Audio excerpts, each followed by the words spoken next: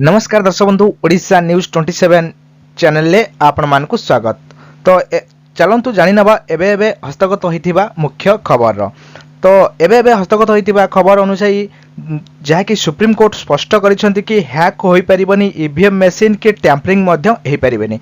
तो दर्शक बंधु आपण माने जानिछंती कि मात्र आ 24 घंटा रु कम समय बाकी अछि जहाँकि आमर लोकसभा निर्वाचन प्रथम पर्याय भोट हवापाई। तो यही समय एक नुआ खबर समस्त को आश्वस्ति कला भली खबर आसी जहाँकि सुप्रीम कोर्ट ताको कौन करिसेंति ना प्रकाश करिसेंति।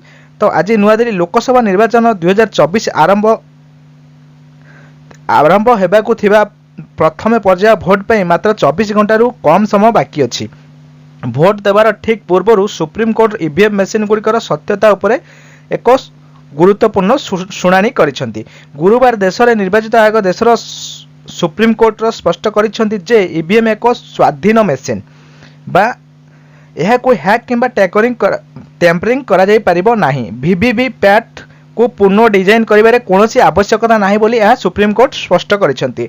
निर्वाचन आयोग सुप्रीम कोर्ट रे देइथिबा विवृत्ति रे कहिसेंति जे जदि ईवीएम बदल रे मैनुअल गणना करा जाए ताहा तेबे मानव त्रुटि हेबार संभावना को एड़ाई जाई परिबो नै बा बहुत गुडी संभावना रही भोट गणति रे त्रुटि हबो। तो निर्वाचन कमिशन सुप्रीम कोर्ट कहिसेंति जे केरळर कासरागोड़ा रे मतदान अभ्यास समय इलेक्ट्रोनिक भोटिंग मशीन ईवीएम रे अतिरिक्त भोट देवार अभियोग संपूर्ण रूपे मिथ्या अटे। सर्वोच्च अदालत आवेदन गुड़िकर शुणाणी करथिले सेथिरे voter verifiable paper audit trail वीवीटी पैड माध्यम ईवीएम माध्यम करा जायथिला। भोटर संपूर्ण जांच करने को अनुरोध मध्य करा जायथिला। भोटर संपूर्ण जांच करने को अनुरोध करा जायथिला। वरिष्ठ उपनिर्वाचन कमिशन नीतीश कुमार व्यास जस्टिस संजीव खाना एवं जस्टिस दीपंकर दत्तक बेंच को कहिसंती एही रिपोर्ट गुड़िक भूल अटे। आमे जिला मजिस्ट्रेट सह होइथिबा अभियोगर अनुसंधान करिछु एवं एहा मिथ्या बोली जना पड़िछि। आमे कोर्ट रे एक विस्तृत रिपोर्ट मध्य दाखल करिबो। ईवीएम रो कार्य विषय बेंच को बुझेबा पई व्यास कोर्ट रे उपस्थित मध्य रहिथिले। एडवोकेट प्रशांत भूषण एही प्रसंग उठाइथिले कि ईवीएम रे भोट रे त्रुटि रहिछि।